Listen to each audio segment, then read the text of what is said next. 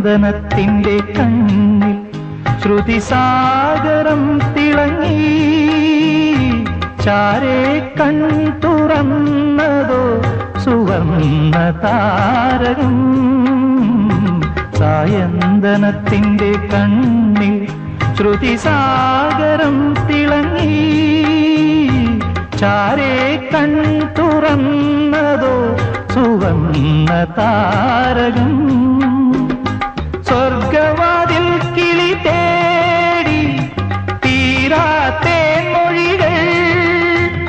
നാദം നാദം മൃദുവായി പൊഴിയും നിലവിൽ പോലും.